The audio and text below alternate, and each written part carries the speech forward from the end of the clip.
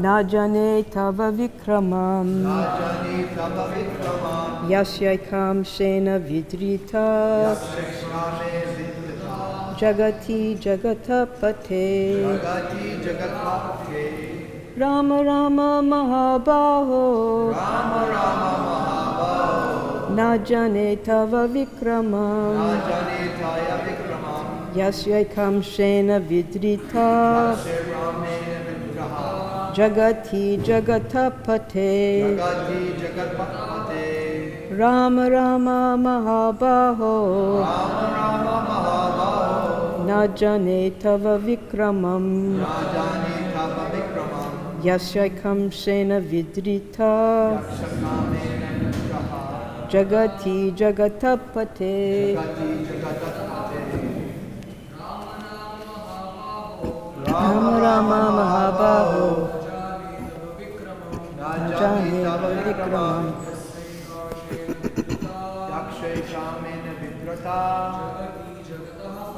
Jagati jagatapate.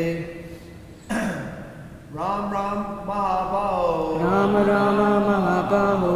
Najani Tava Vikramam. Najane tava vikramam. Yakshamesena Vitrata.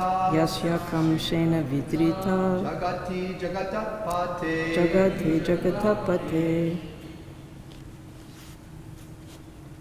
Rama Rama Mahabaho. Rama Rama Mahabaho. Najane tava vikramam. Najane tava vikramam. Yasyakam shena vidrita.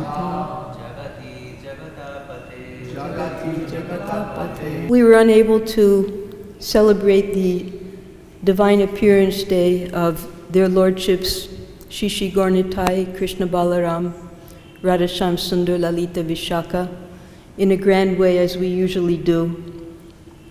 Today, being a most auspicious day of Sri Balaram's Rasa Yatra, this Purnima, we are combining the two to hear the divine Leela of Shri Shri Krishna Balaram.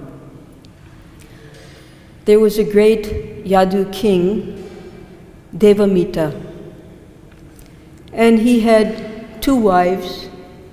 One was Kshatriya, one was Vaishya. From these two wives, he had two sons, that was Surasen and Parjanya Maharaj. The Surasen, he remained in Mathura, and he became the ruler of the Yadus there.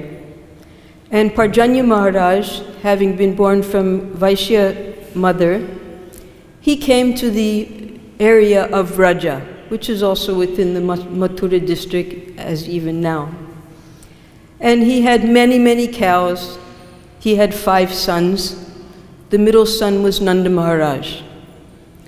Nanda Maharaj, as we know, he lived in Gokul at that time. They were wandering because you see here, even in the summertime, herds and thousands of cows will come from Rajasthan looking for water. They're on their way to the Jamuna, they're looking for grass. The harvest is over, so they're eating the leftovers in the fields. So they were nomadic because they wandered from place to place according to what was good for the cows. At that time they were living in Mahavan, Gokul. And because of the family relationship, practically Nanda Maharaj and the son of Surasen, Vasudev, they were like brothers. They loved each other just like brothers, same family. But one lived in Mathura, one lived in Braj. So when Krishna appeared, we know that first Balaram appeared. One of Vasudev's wives was Rohini. They were 13, they were all sisters. Devaki was the head amongst them. So Rohini was sent by Vasudev to live secretly in the home of Nanda Maharaj. And we might wonder, because we hear that Vasudeva and Devaki were put into jail by Kamsa. So a devotee asked Prabhupada once, so how is it that Rohini was able to have Balaram as a son?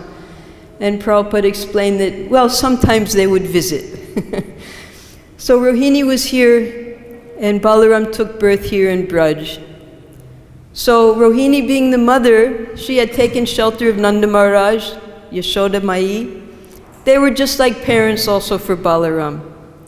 Then Vasudeva and Devaki, by the supreme will of the Lord, he appeared in the prison house, and he made all arrangement that immediately he come to Braj to begin his Braj Leela.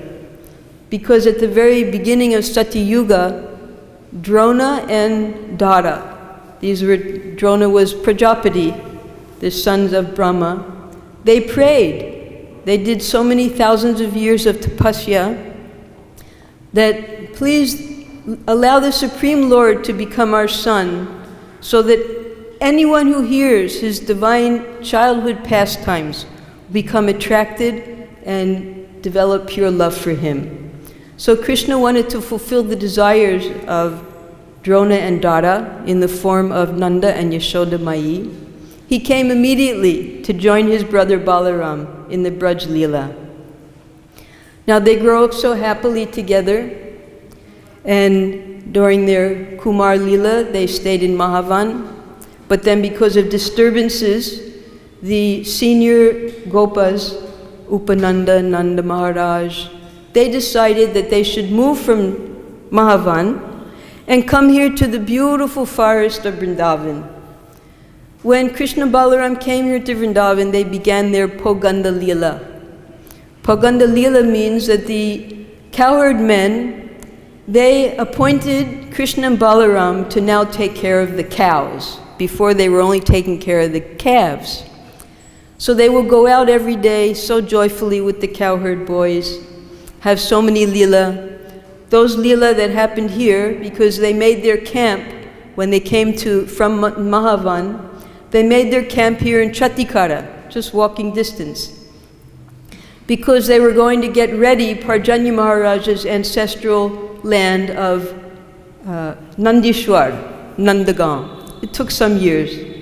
So they spent their Poganda Leela here, Chatikara, Vrindavan. We hear about the Agasura Leela that happened in Jayate Jet. Then from Agasura Leela, the Brahma Mohan Leela that happened in Chomuha. All these places we can visit even now. Then after the Leela, when Brahma had stolen the cows and the cowherd boys, Krishna wanted to give some pleasure to all of the boys. So he took them out one day, and he was enjoying how all of the trees and the birds and the bees and the flowers, they loved him so much. They worshipped him with their leaves, their flowers. And he saw all the inhabitants of Vrindavan, how they were completely immersed in love for him.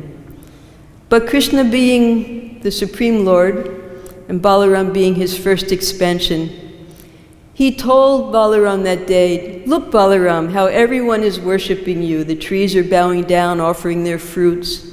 And he glorified Balaram because he also was a Supreme Personality of Godhead. Balaram, while they were walking, he became tired. He lay down on the lap of one of the cowherd boys, on his lap. Krishna began to massage his feet. Then Krishna became tired, he lay down, and another cowherd boy massaged his feet. They had so many beautiful pastimes. Then the Leela of Kaliya Daman. Before that, Dhenukasura, when Balaram killed Dhenuka. Then Kaliya Mardan. So gradually, this spool of Leela unwinded here in Braj, until Akrura came, that cruel Akrura, and took away Krishna and Balaram. Nanda Maharaj, they also went to Mathura because they thought as soon as Krishna killed Kamsa, he would bring him right back next day. They left on a Dwadasi, he killed him on Chaturdasi. They thought, well, we're coming right back after that.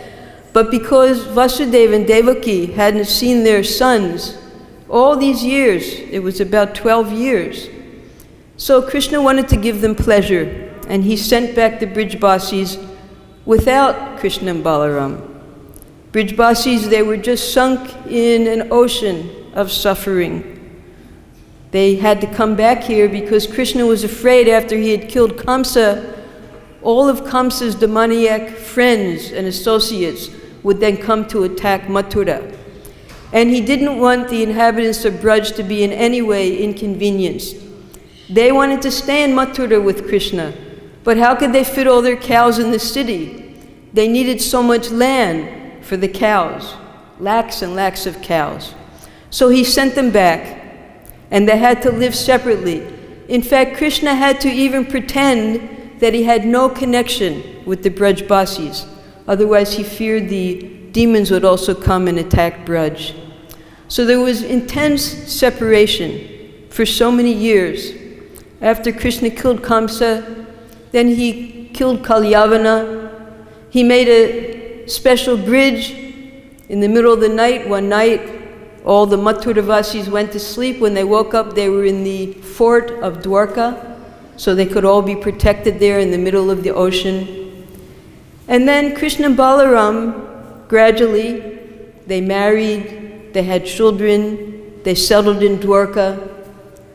But always they were thinking, when can I go back to Braj? We just want to be in Braj with our beloved devotees. The Yadus, they were thinking, how can we keep Krishna from going back to Braj? Because they knew that the love of their devotees was so strong there, if he even went for a short visit, he wouldn't want to come back again to Dwarka. So one day, Balaram, he was crying. I don't know how many of you have ever experienced this.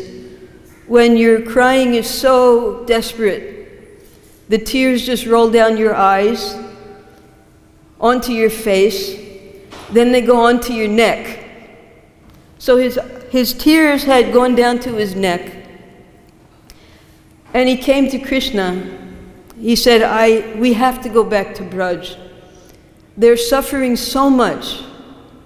Nanda, Yashoda, they're practically blind from crying. Please, we have to take permission from Vasudeva and Devaki. Krishna says, you can go, but they'll never let me go. I know that already. But still, on the force of Balaram, they went and asked Vasudeva and Devaki. Immediately Vasudeva said, yes, Balaram can go, you have to stay. Rohini had also put in a word that someone has to go, so let Balaram go. So Krishna, he gave a special instruction to Balaram. He said, you go alone, just on one chariot, and dress just like a cowherd man. By that time they had children and wives. Dress just like an ordinary man, and enter incognito, so nobody knows that you're there. He was so worried, because still there were many demons to kill. By that time, he had killed also Narakasura. Narakasura had so many friends, who then even more demons wanted to kill Krishna and Balaram. Duvida. So Balaram did exactly as Krishna said. And before he left, Uddhava, he said, Krishna, you have to send some messages. They're all waiting to hear from you. So Krishna gave some special messages, most confidential messages to his dear devotees. And then he told Balaram, because one of Balaram's names is Shankarshan, he's all attractive.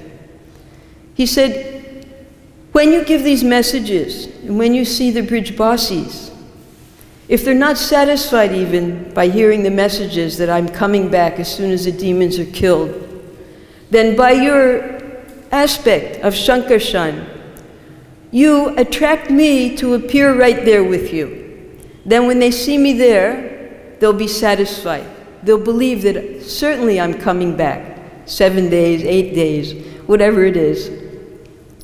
So Balaram did exactly as Krishna said. When he got just outside the precincts of Braja, he put on ordinary cowherd men's clothes, and he so happily entered Braj.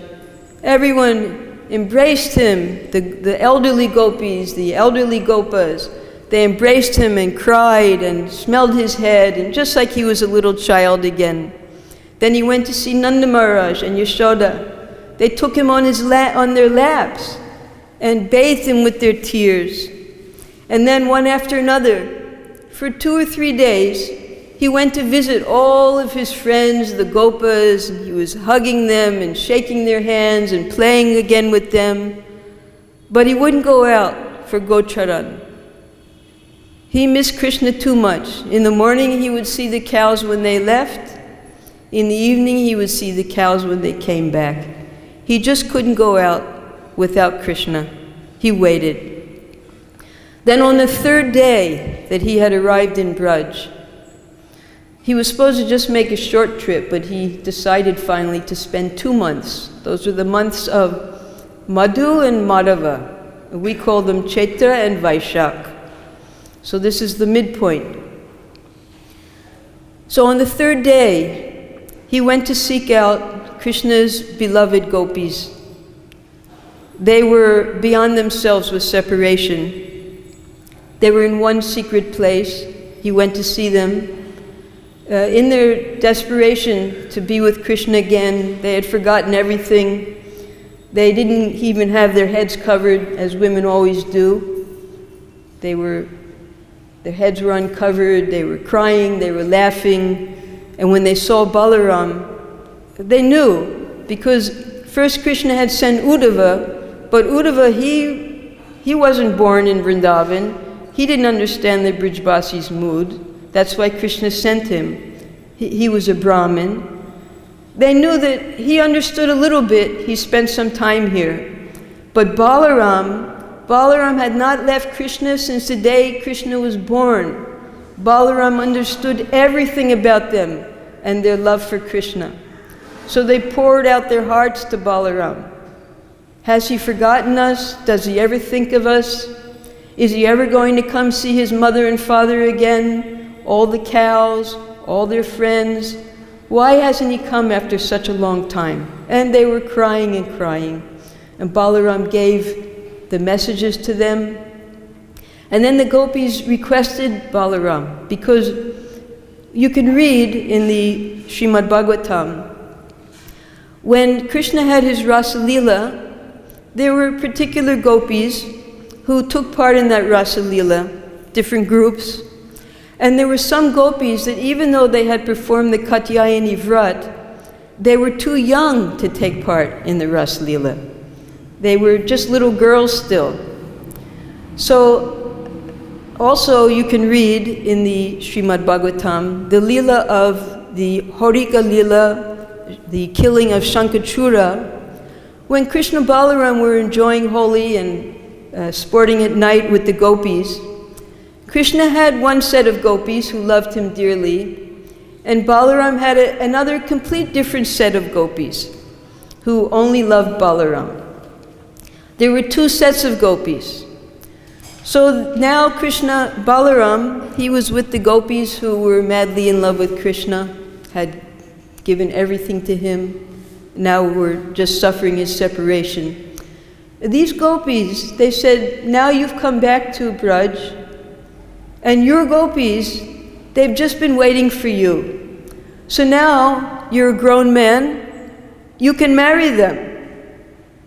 Balaram said, I can't marry them. Krishna's not here. I can't do such an important thing without his approval. Then at least you be with them while you're here, the gopis requested. All right, so Balaram agreed to that. And he took them very far, because we know where the Rasa Leela was here. He took them way to the north of Vrindavan, way far up on the Jamuna path, to a very small forest called Ramagat. And there, by Gandharvika Vivaha, he married all of his beloved gopis. And he enjoyed with them every night for these 2 months. So tonight, most beautiful Purnima, between the months of Chaitra and Vaishak, Balaram and the gopis are enjoying together. At last, they have each other's association. And the demigod, because all the demigods, even the sages, they're looking from above, offering prayers, showering flowers. So Varuna, he wanted to do something special to please Balaram. he sent his daughter in the form of liquid honey oozing from the trees, Varuni. This honey, it's distilled liquor that comes from honey. We know that honey comes from the bees, and this honey, when it's distilled, the essence of the honey, that's Varuni. So Balaram, he began to drink this Varuni, and it was so luscious. He became practically intoxicated. The gopis also drank, and they were enjoying together, just like an elephant with his she-elephants. So Ramagat, in those days, Jamuna was quite far from there. He wanted to bathe with the gopis. So he called Jamuna Devi, Kalindi. Now, we know that Kalindi, she married Krishna. She was living with Krishna in Dwarka. How Kalindi could still be here in Braj?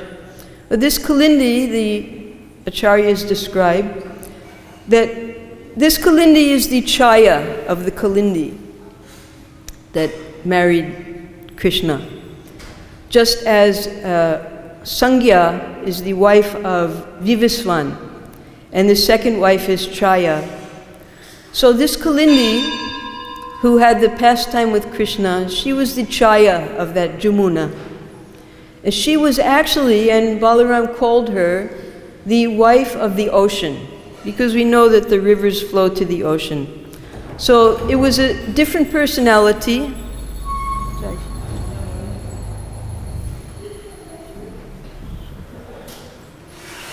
Was a different personality than the wife Kalindi of Krishna. So Balaram called Jamuna. He said, come here. We want to bathe. Jamuna Devi, she says, well, he's intoxicated. I'm not going to listen to him. So he started to throw so many insults at her. Of course, he was intoxicated, so he called her Kamacharini. Kamacharini, it's not a pleasant thing to call a woman. It means someone who just wanders around at her whim. He called her so many names in these previous slokas. And then, being intoxicated, and he wanted to bathe, he called Hala, his plow. And he took that plow, and he started to drag the Jamuna. He made so many different thousands of nadis from the Jamuna. And she became so frightened that immediately she came and she spoke this beautiful verse, Rama Rama Mahabaho. She understood then. She had to do what Balaram wanted her to do. So she came and she fell at his feet. And in that way, Balaram was able to enjoy swimming and splashing and playing in the water with his beautiful gopis. Now, this is the Leela of today, Balaram's Rasa Purnima. Another Leela of Balaram and Krishna is their divine appearance here in the Sri Sri Krishna Balaram temple. Now, this festival was the culmination of practically Prabhupada's entire life. When Prabhupada appeared at the time of his Jata Karma Sanskara, the Jyotish, they already saw in his nakshatra. They told Gaur Mohan Dey, they said, this child, this baby, when he's 70 years old, he's going to go abroad and he's going to make temples all over the world. So Gaur Mohan Dey, he already understood. This is not an ordinary child. Gaur Mohan Dey himself was a pure devotee of the Lord, of Vaishnava. So he had 3 wishes for his son. First wish was that he became expert in Srimad Bhagavatam. Second wish was that he became an expert mridanga player. And third wish, I forget. What was that third wish? I can't remember right now. Yes, most important wish, that he become the servant of Srimati Radharani. Yes, that was his third wish. And any time sadhus came to the home of Gaur Mohan Dey, they lived in Calcutta, sadhus would always be wandering around. Gaur Mohan Dey would invite them and feed them, and he would always ask for one ashirvad for his son. Please make my son a servant of Radharani. So Gaur Mohan Dey, despite the objection of his wife wanted Abai to be a barrister, go to England, study. No, this boy is special. He's going to be a Vaishnava, and he's going to preach. Then when Prabhupada met his Guru Maharaj in 1922, yes, he got his first instructions. Then 1932, he took Diksha. Then only 4 years later, just 4 years, Prabhupada had association as a disciple of Bhaktisiddhanta Saraswati. Bhaktisiddhanta Saraswati was preparing to leave this world. And Prabhupada wrote to him just 2 weeks before he left, asking, he said, I'm a grihasta. I haven't been able to serve you like your sannyasi disciples. Please tell me, what can I do to serve you, Guru Maharaj? And again, the same thing he said in 1922, he repeated to Abai Charnaravinda. So Prabhupada, he took it most seriously then. 1936, 1944, Prabhupada started his Back to Godhead magazine. 1950, he turned over his business, his wife, his whole household to his grown sons. He had 3 sons then. And he began to preach. He went to Jhansi, he tried there. He established a League of Devotees, unsuccessful. He came to Mathura. He went to Delhi to assist his Guru Bhais in their preaching, editing, writing, whatever he could do. But he saw that if he was just going to assist his Guru Bhais, how is he going to accomplish the task that his Guru Maharaj had given him? None of them had been told to preach in English and preach to the Western people. So Prabhupada realized 1956, he had to go on his own and start his mission. He came to live here in Vrindavan. He lived in the Bansi Gopal temple, 1956 to 1962. And then he was invited by the Radha Damodar Goswami. We have 2 rooms here, they're all dilapidated. Why don't you fix them up? You take them on rent. How much was the rent? 5 rupees a month. So Prabhupada fixed them up in 1962. He shifted to the Radha Damodar temple. And he just began his preaching mission, writing the Srimad Bhagavatam, printing. Half the time was spent in Delhi at the printers. Then, how to get to America. He went to Bombay. He approached people. He got donations. He got a ticket. He got his passport. Everything ready. 1965. He leaves in August from Calcutta with his books. He takes them to America. He struggles for 1 year, all alone, until 1966, just a handful of devotees, 11, 12 disciples he made the first time. He establishes the International Society for Krishna Consciousness. 1966, 1 year later, Prabhupada has a stroke. He's been working so hard. He had suffered 2 heart attacks. Now he has a stroke. 1967, there's no such thing as Ayurveda in America. And he knew if he came back to Vrindavan, it was May. We all know what May is like here in Vrindavan. It's the best time of the year, healthiest time of the year, the heat.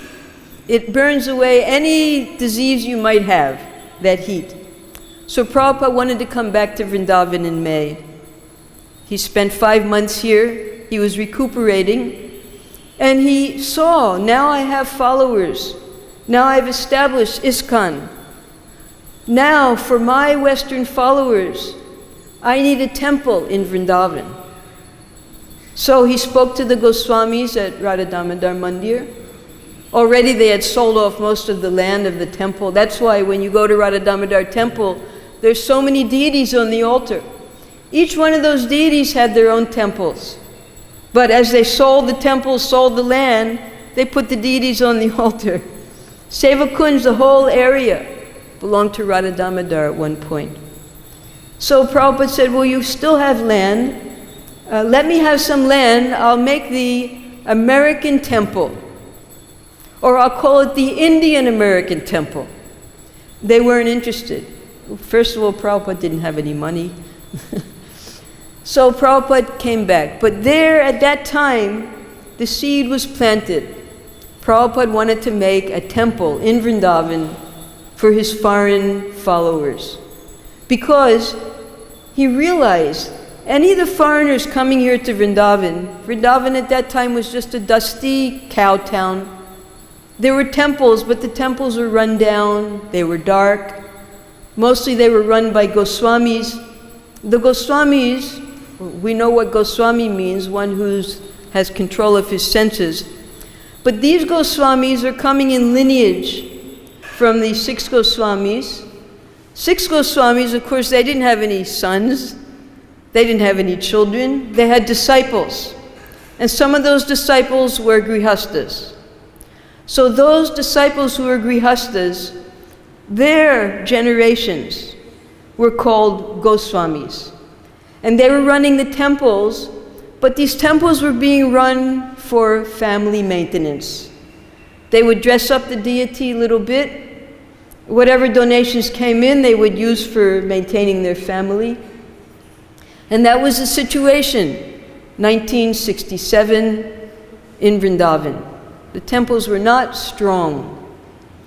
So when Prabhupada returned to America, he was sending his devotees out all over the world to start temples, Hong Kong, Tokyo, Germany, UK, Canada, America.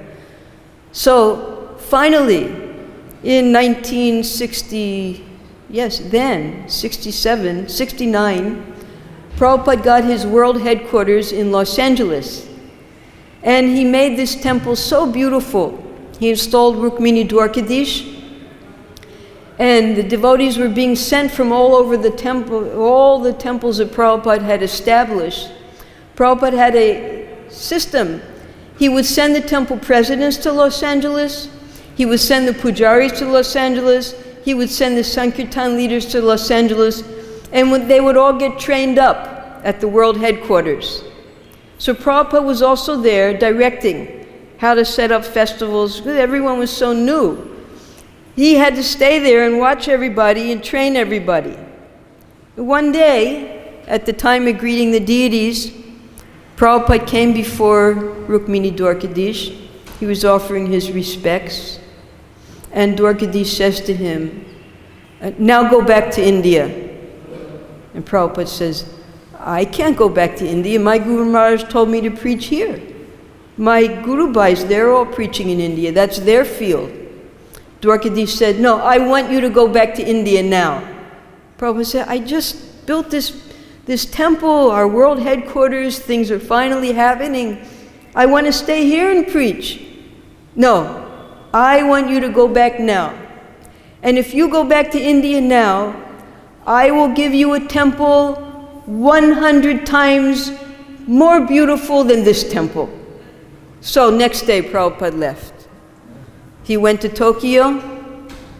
He went to Calcutta. And of course, Dwarkadish didn't tell him where that temple was going to be. So he started planning.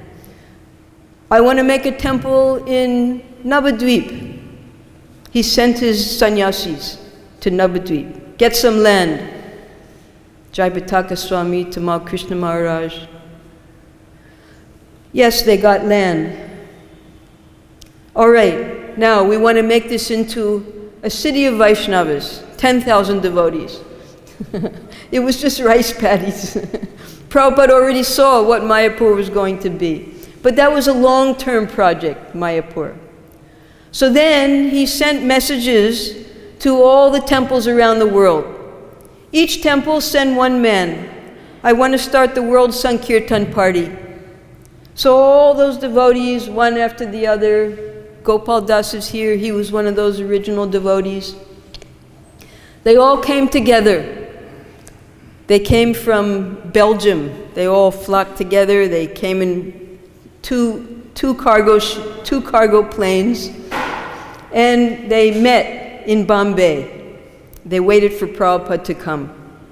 While they were in Bombay, they saw for the first time the wonderful culture of India, and they thought Bombay would be the perfect place to make a temple. East meets west there. It's the most western place in Bombay, the most degraded, the wealthiest, the financial center of Bombay. So Shyam Sundar, who was in charge of the group, he encouraged Prabhupada, let's make a temple in Bombay. So Prabhupada, all right, let's look for land in Bombay. So they started looking around different places, Malabar Hills, like that. So now there were 2 temples on the stove, cooking. Then Prabhupada started his World Sankirtan Party. For 1 year, he took the devotees all around India, to Gorakhpur, to Allahabad, to Nasik, to Ahmedabad, to Surat, to Calcutta, everywhere, Indore, anywhere there was an invitation, he took them. Later, at each one of these places, there would be an ISKCON temple. It was just by the touch of Prabhupada. Anyone who met Prabhupada, they begged him, please, make a temple here. They all wanted Prabhupada's temples there, wherever he went. Delhi. Prabhupada, he had been in Amritsar with the devotees at a program at the Golden Temple. He was coming from Amritsar to Mathura. On the way, they just stopped off. The train stopped for a few minutes at Delhi. A man came to him, he said, please, give me your devotees. I have a house, I have an ashram. I want you to make a temple here. Prabhupada had 5 devotees, Jamuna, Guru Das, Gopal, Giriraj, Bhakta Bruce, Bhanu Maharaj. He said, get off of the train, go with this man. All he had was a scooter. He wanted to fit them all on his scooter. So this was how Prabhupada began ISKCON all over India. But his desire to make a temple in Vrindavan. 1970, before any of the other devotees had come, he sent Guru Das. He said, look for land, I want to make a temple. So Guru Das came here looking around. He found at Keshigat, the Lakshmi Rani Kunj. Beautiful now. Now one of Prabhupada's disciples has purchased that, Chandi Devi. But at that time, it was owned by the Maharaj of Bharatpur. Yes, he wanted to donate. He never donated. But at least he allowed the devotees to stay there. So in 1971, Prabhupada decided the devotees have been traveling, enjoying. Sankirtan is such bliss, but at the same time, nowhere to stay, never knew where the next meal would come. It was very austere for the devotees. So he wanted to treat them to view of Braj. He brought all the devotees here in a bus, and he took them all around. Now, at the Bangi Bihari Chorai, there used to be a Bhavan, Saraf Bhavan. They all stayed there. Now they broke it down, it's some Subham hotel or something. They all stayed there, and Prabhupada stayed at his 2 rooms at Radha Damodar. Every day he took them around, he took them to Gokul, he personally told them each lila. You can listen to the tapes. He bathed with them in Jamuna, he took them to Barshani, he took them to Nandagaon, he took them to Radhakund, he took them to Govardhan, all in a week, just to enliven them. They had all been serving him so nicely. And while he was here, he started to ask the Brijbasis, because Brijbasis were just amazed. What did Prabhupada do? He had them go out on Sankirtan every day on the lanes, Loy Bazaar, Gopinath Bazaar, and do Sankirtan. The town was just back to life in Krishna Prem, seeing the devotees. So they had a big ceremony for Prabhupada, a welcome for Prabhupada and his disciples. Big program. Vishwambar Goswami was the mayor. OBL Kapoor was there. Mr. Pathak, who was a very big leader at that time. They welcomed Prabhupada with so much praise. And they understood at that time the amazing, never before service that Prabhupada had accomplished. Never had anyone heard of Vrindavan before outside of India. Prabhupada had made Vrindavan world famous. And now people were coming for the first time to see Vrindavan. They were so proud of Prabhupada, just like their hometown hero. And each one of them wanted to help Prabhupada. So Prabhupada began asking these very influential, wealthy, high-class Brijbasis. He told them, I want to make a temple here. Where's some land? Please, if anyone can donate, if I can purchase. So just next to Radha Damodar Temple, there's one section called Govindabag. Of course, it used to be a part of Govindaji Temple, broken up. Now all the wealthy people were living there. The people who have their shops in Loy Bazaar, that's where they all live, Govindabag. So there was one wealthy merchant, Marwari, Kashi Prasad Saraf, and his wife, his saintly wife, Gita Devi Saraf. They had in their home, Radha Kunji Bihari, 40 years they had been doing Akhanda Kirtan in their home. So every once in a while they would invite Prabhupada and the devotees to come for Kirtan at their house. One day, Prabhupada was speaking to Kashi Prasad. He said, I need some land. I want to make a temple for all these foreign devotees. Kashi Prasad said, well, I have some land, but it's a little outside of the city, town. It's in a place called Ramanreti. Wow, Ramanreti is a wonderful place. I would love to have a temple there. That's where Krishna Balaram used to come every day to herd the cows on their way to Jamuna. Prabhupada knew the whole area, Ramanreti. At this time it was jungle when Prabhupada spoke to him, 1971. It was jungle, nothing was here. It was one little road, you can see a little road joining Vrindavan to Chatikara. And only the Tangas would come. No rickshaws would come out here. It's much too dangerous. So Prabhupada said, can we see the land? Immediately Kashi Prasad, he arranged the car. They came out here, they saw the land. Prabhupada said, this is perfect. Should I pay you? What should I pay you? Can you donate? And Kashi Prasad said, well, it's not in my name. It's in my wife's name. And she's in Guwahati. Now, if you've ever gone to the Guwahati temple, we have a beautiful temple there on a hill. Now, that same family also donated that land, the Guwahati temple, the Sarafs. On one side is our ISKCON temple, one side is the Anathalaya, where they take care of abandoned babies.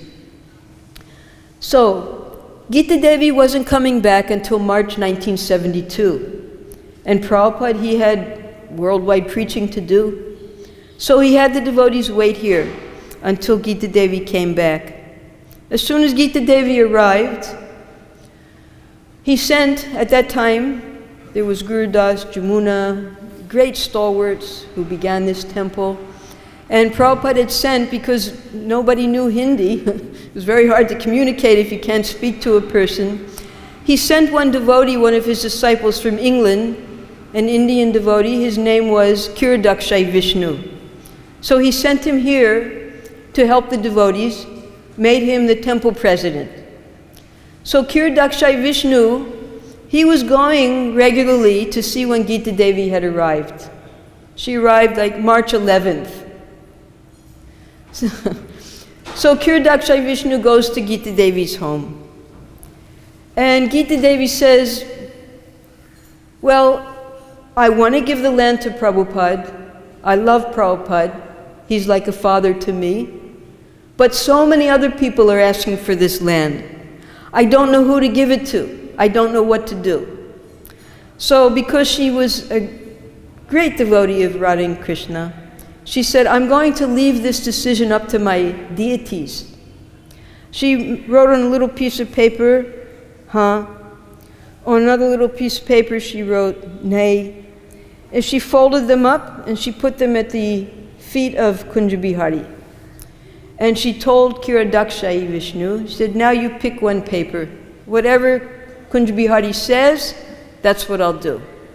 He picked the paper, he opened it up, all right, the land is yours. So, Prabhupada immediately came. Next day, March 12th, he was in Mayapur. He had just done the Bhumi Puja for Mayapur. Next day, he came to Vrindavan. He did the Bhumi Puja here.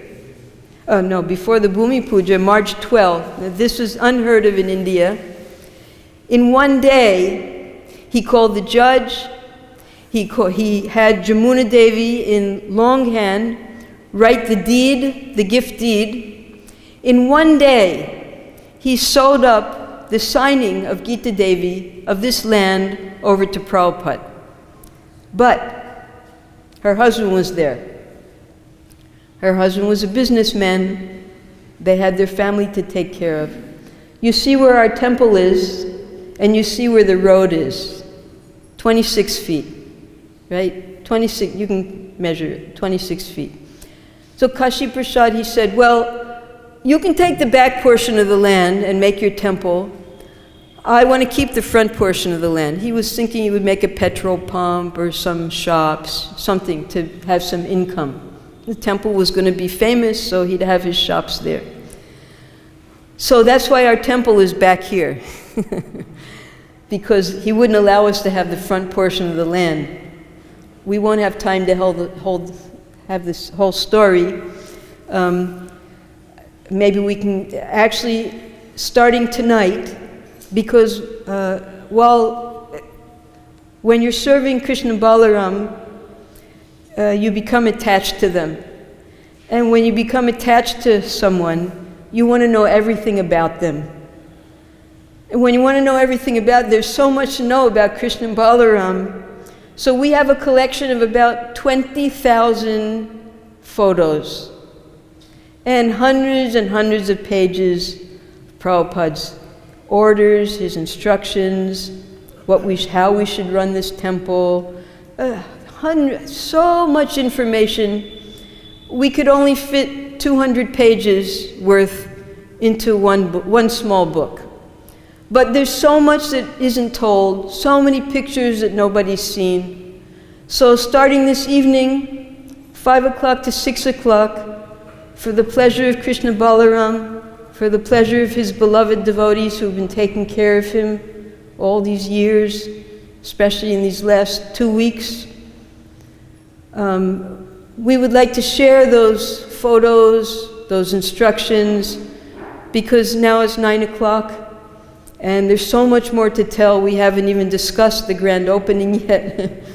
So you're all invited to Prabhupada's house, to his library. Every night for 1 hour, we'll try to share as much as we can for as long as we can, as long as you all want to hear about the Krishna Balaram temple, the glories of Krishna Balaram, and the instructions that Prabhupada gave how we should serve their lordships in the Krishna Balaram temple.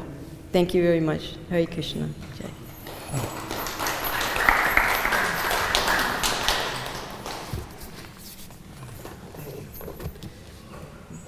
Any questions? Yes, Prabhu. When did you come here? I came here in July 1974. Oh, so you were here. Yeah.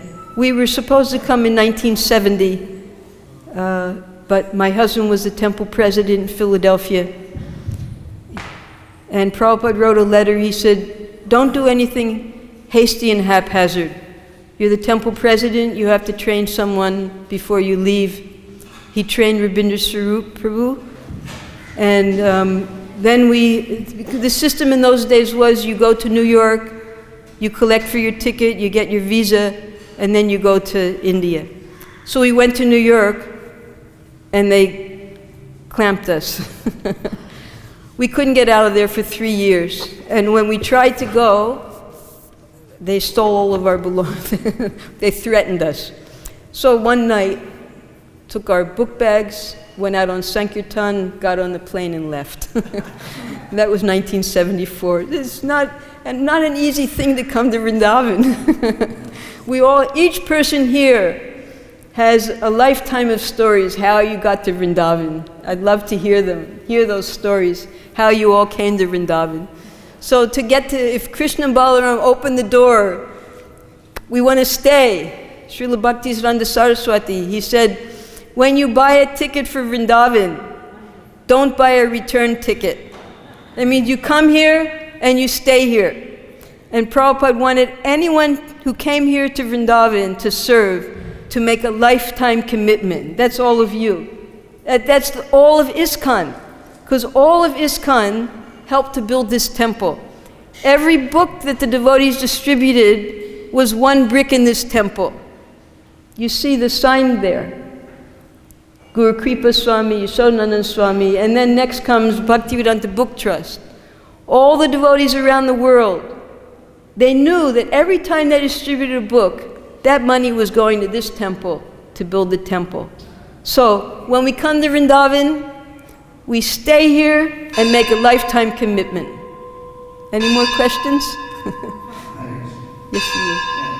When this land was taken, and how fast the temple was built? Well, Kashi Prasad, the husband and the wife, we had so many leelas with them. I just spoke to her 2 days ago. He told Prabhupada, all right, you have 1 year to make the temple, otherwise we're going to look around and see if someone else wants to make the temple. So that was 1972. So Prabhupada said, all right, on January 1973, we'll have the temple ready. How do you look at this temple, how you build it in 1 year? So Prabhupada asked for an extension, 1 more year. January 1974. So Janmashtami, 1974.